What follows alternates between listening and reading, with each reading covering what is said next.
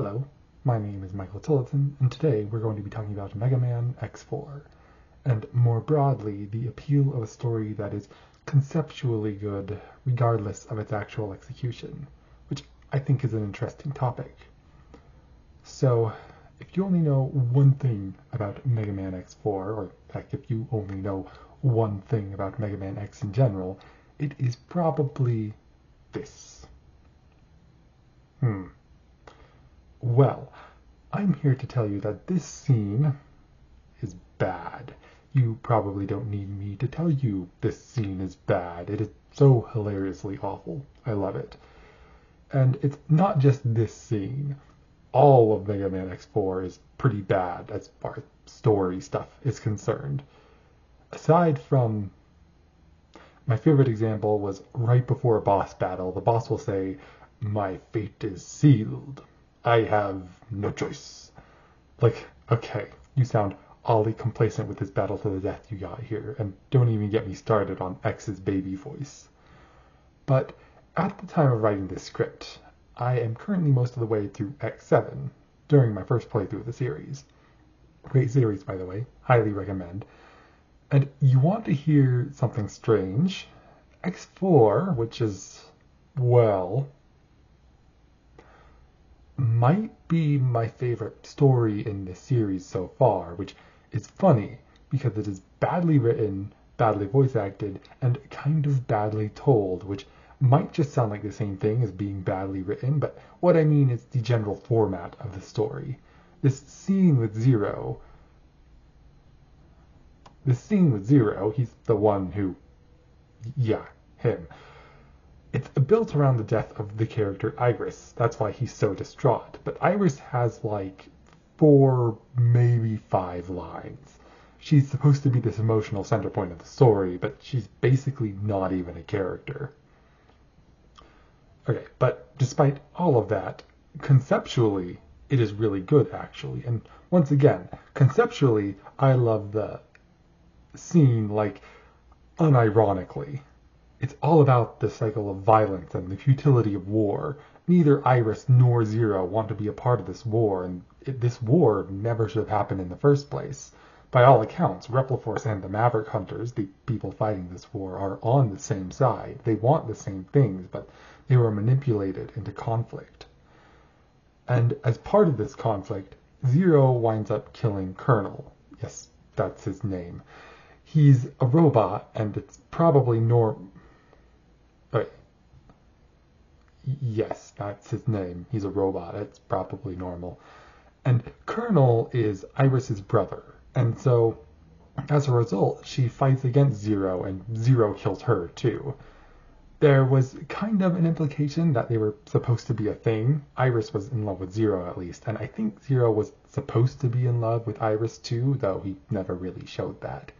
But assuming lovers to enemies was the intention, this is actually, like, genuinely tragic now. If this scene, yes, that one, was well written, I think it would generally stand a good shot at being one of the most beloved scenes/stories in gaming. Mega Man X in general built up a very tragic world.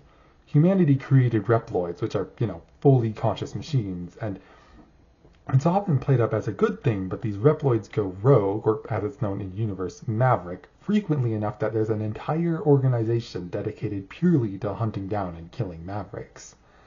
And if that sounds morally gray to you, yeah, it should. It definitely did to me.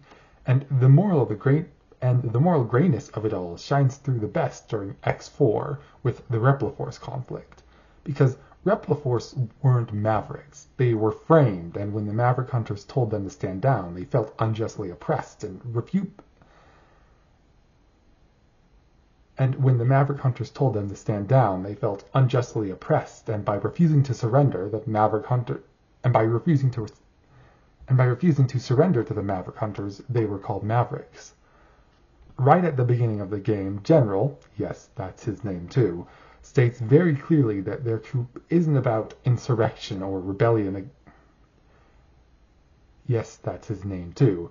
States very clearly that their coup isn't about insurrection or rebellion against their human masters. It's about securing their own rights and freedoms and righting the wrong the Maverick Hunters have committed. And beyond the Repliforce conflict, if you read into the lore entries in the Mega Man X Legacy Collection, most of the Mavericks that X is fighting are his former comrades. He's killing his friends all the time because they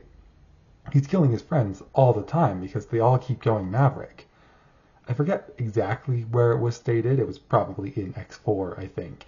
But at one point, Sigma says that the term Maverick is unjustly thrown on any Reploid who decides to disobey the humans. And granted, this is Sigma, he's the bad guy, but even so, that's something to ponder, isn't it? Reploids were given free will by humanity, and yet, at the slightest deviation as humanity's servants, they're hunted down and killed. Mega Man X is a world without heroes.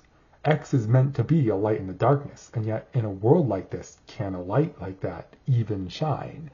Can a world of peace even exist in a world with Reploids and Mavericks?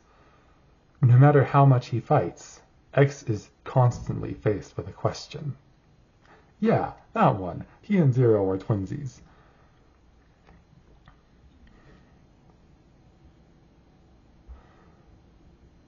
Also, the games barely play with any of this, at least not X1 through X6.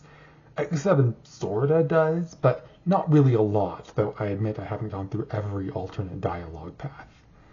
And yet, the fact that they don't really do very much with this in detail almost makes it more appealing in a strange way. And that way is the same way the horribly written scenes of X4, yeah, like that, also sort of have a strange appeal to them, at least to people like me, which is to say writers and the like. Because when you get a really amazing scene and a really amazing story that just knocks it out of the park like the Owl House, you're left feeling satisfied. You're left with this feeling of, wow, that was amazing, I wouldn't change a thing. Yet, when you see a story that has potential but doesn't live up to it in full, you, or at least I, kind of want to pick up the slack, you know?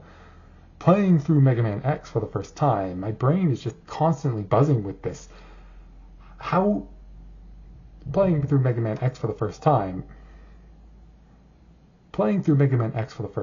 my brain is just constantly buzzing with, this is how I would rewrite this, and this is how I would change this, and this is how I would salvage, yeah, things like that. And in its own really weird way, this makes the stories really engaging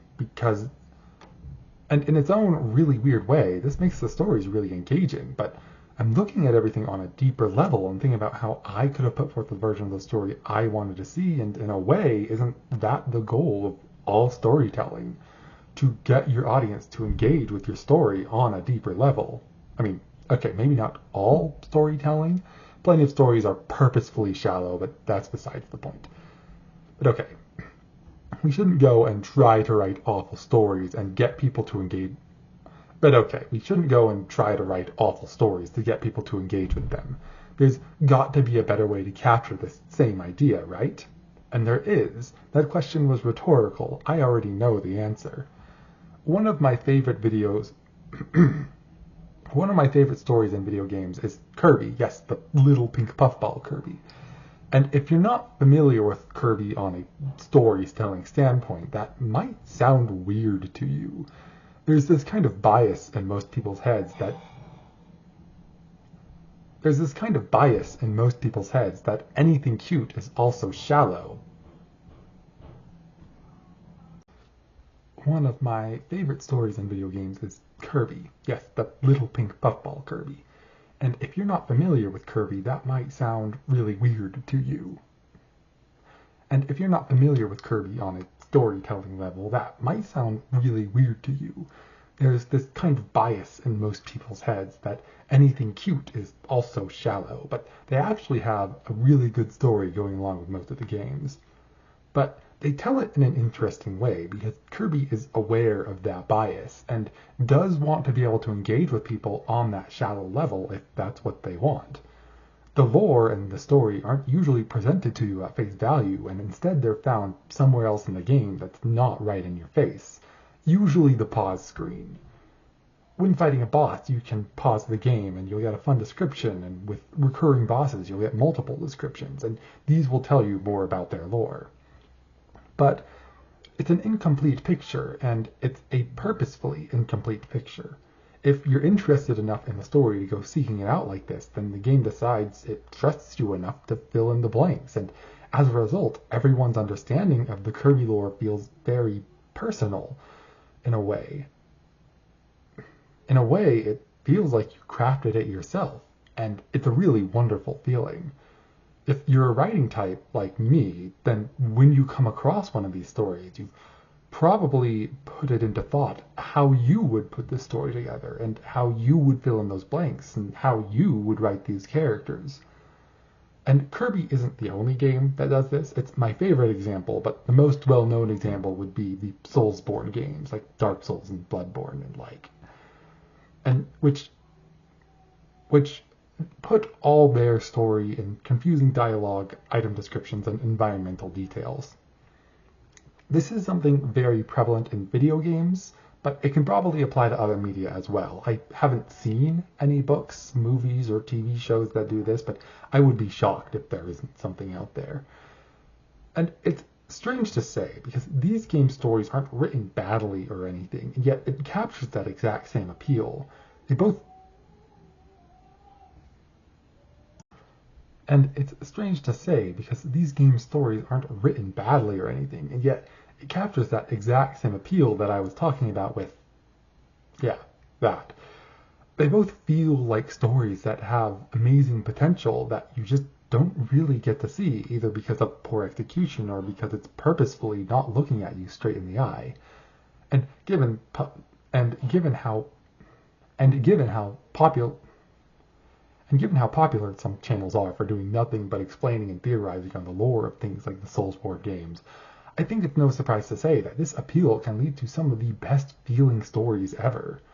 I love the story of Mega Man X, even though it's kind of poorly executed, and I love the story of One Step from Eden, even though it's basically not even there, and I love the story of Kirby and Bloodborne, even though it's all in the background. So, that's that. Good fun.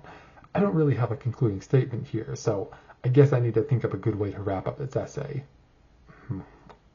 I guess I could... Oh, yeah, that works. Thanks, Zero.